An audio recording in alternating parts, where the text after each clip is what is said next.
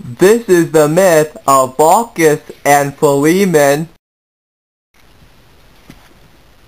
Jupiter and Mercury are deciding how to test the hospitality of the people in Phrygia while still up on Mount Olympus. Hey Mercury, come here. What do you need? Well, I was thinking we need to test the people of Phrygia, and I was just wondering how. What for? To see how kind they are. Lately, they've only been showing disgrace. What are we going to do to test them? We will go door to door in each of their houses disguised as poor people and see if they'll let us in.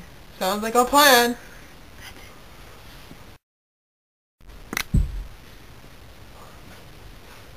Jupiter and Mercury make their way down to Earth. Zow, zow, zow! And arrive upon their first house. After changing into a disguise that makes them look dirty and poor.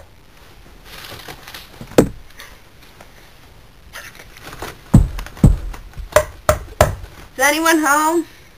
What? What do you want? We're just looking for a place to rest and get something to eat. Well, too bad you won't find it here. That didn't go well. I know, they aren't proving themselves to be very generous. They go door to door, but only get the same reaction of people slamming the door in their face.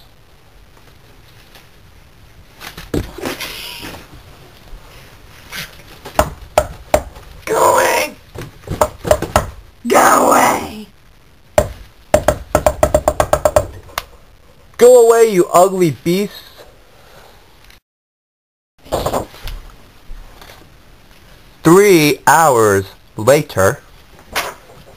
After 17 houses, maybe we should just give up. No, there must be someone in this last house that is willing to give. Not everyone in Phrygia can be selfish.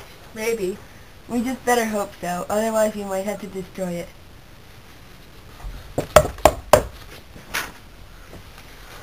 Hello? Who are you and what do you need? I'm Merch and this is Pitter. We're just looking for a place to stay because we lost our house and everything with it in a fire. We're just so hungry and tired. Well, come on in! I'm Philemon and this is my wife, Baucis. I'll tell you now, we don't have much to offer, but you're welcome to stay as long as you need.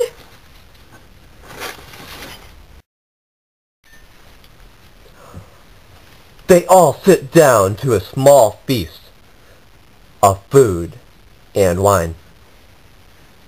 Thank you so much for this food and wine. You're welcome! Here, have more! Blub, blub, blub, blub, blub, blub. The picture should be empty, and even though I just emptied it out to him, it's full. It must be a miracle! Only by the grace of the gods does this happen. Maybe they aren't just ordinary beggars after all. Let us give thanks then to this feast and our kind visitors.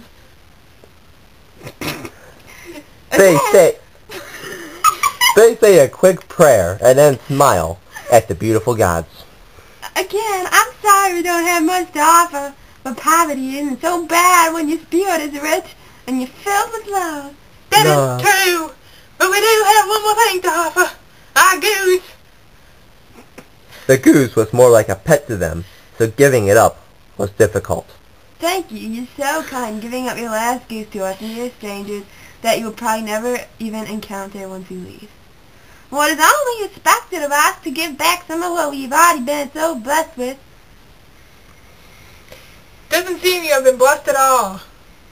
You hardly have enough space and food to live off of. That may be true for some people, but for us, we're just lucky to have love and so much of it that we don't care about possessions. You are obviously very lucky and blessed in your own way. Yes, now go fetch that goose. The goose is on the roof. Try to read it. This is Philemon and Baucis find the goose in the corner and chase it around the table for a long, long time.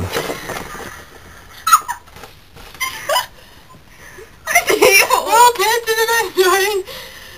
It's just that old time bones make us slower than we used to be. You must have been feeling while we're chasing it. The goose finally collapses on the god's lap, and Baucis and Philemon give up, exhausted and panting. I think we should tell them now. They have proven themselves enough and have shown their kindness. The goose runs away from the table. And Philemon and his wife sit back down at the table next to Mercury and Jupiter, who shed their disguises, revealing themselves to be gods. Baucis and Philemon are shocked and afraid. And Jupiter and Mercury! Have we done something wrong? Is that why you're here? We can find something else for you to eat, even though we couldn't catch that goose. A dumb goose there. No, you have nothing to be afraid of, and we don't need any more food. In fact, if you look, all of it is your food. We've noticed. We will severely punish this wicked land and all of its ungracious inhabitants. But you both will be spared because you were so nice to us and gave everything you had, even though that was very little. These mortals have forgotten the godliest act is to offer hospitality to poor strangers. Hospitality? And for that, the other Phrygians shall pay the price for their arrogance. Arrogance? How? What are you going to do to them? You will bring about a great flood, and everybody in their homes will be destroyed, except yours. Except yours. Your house will stand solely on a hill. Well, why don't you step outside a moment, so we can do this.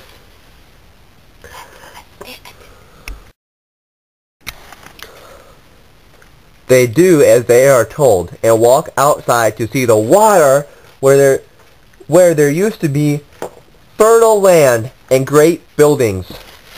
It's raining.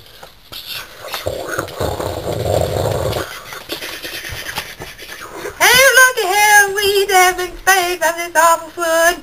Very lucky, but isn't it sad to see all of our neighbors and the houses underneath water? According to the gods, they deserved it. Everything and everyone that we once knew is gone, and gone forever. Our neighbors were unkind to us, and this is their own unkindness that killed them anyways. And look at our house now. It's a temple! I know. Let's get a closer look. They go inside their new house, which is now a temple.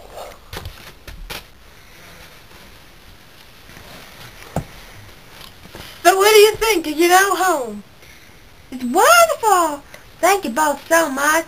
Everything that we worked so hard for before is now finally paid off. I'm glad. Now you get one more gift. Anything you want will be yours. All you have to do is ask.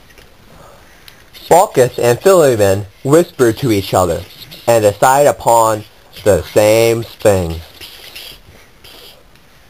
We want to live together forever and never be alone, so that one won't have to live without the other. And if we would die, we want to die together. Is that too much to ask? No, I will gladly make sure you will love each other forever. Thank you so much. We will serve you forever, Jupiter, in this temple. You are welcome. I know you two will love each other forever. So we will go now and leave you to live happily ever after in your new home. Thank you! Thank you so much! They both make out. Thank you. Thank you! And farewell.